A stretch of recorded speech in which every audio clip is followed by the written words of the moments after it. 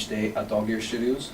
Generally, because we're in production, the main focus is trying to get through the jobs that the animators have for the daily production rota. So everybody's got a quota a day, and so our job is to facilitate that and make sure that they get their job done. And we're thinking about new projects, so we're putting together plans for finding development money for new projects.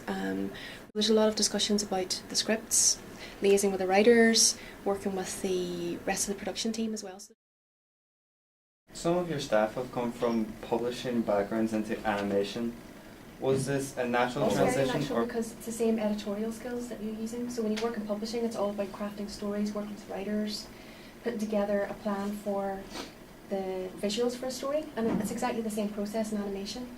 The way that we develop something is that we think about the story and the characters, and that's the same for books and any platform that you work on. So those skills were really transferable. So it was good. It was a good background for animation as well. You have 4 directors from different backgrounds. What does each role consist of, and how do these roles come together within the company? Okay, well, the 4 of us we work very closely together, but everybody has different roles. For example, John McDade, who's the creative director, he also has a really strong technical background as well, and John is very good at helping us to put together.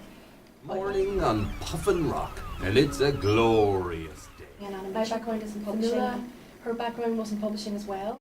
But and then Jackie is our financial wizard. Without her, nothing else would happen.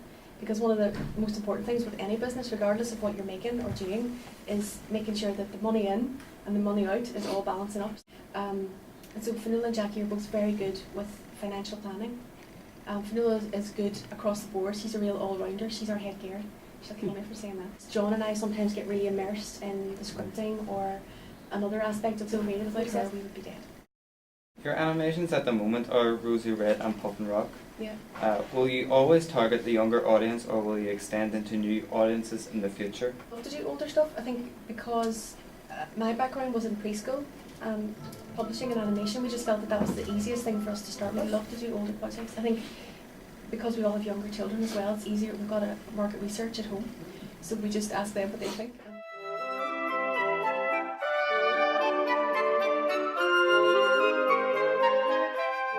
What advice would you give students who have an interest in film and animation?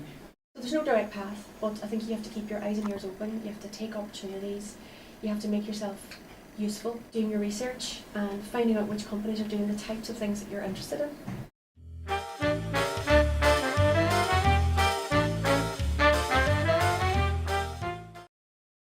You use 2-dimensional computer-generated animation for your productions at the minute.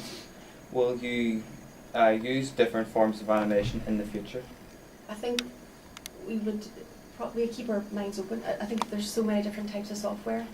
When we started working with Carson Saloon, their preferred option was to use 2D software. So it's called Anime Studio, and that is very specifically suited to Puffin Rock. All for now.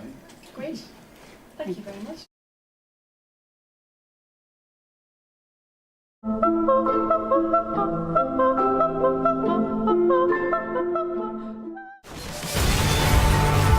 You're back in the game?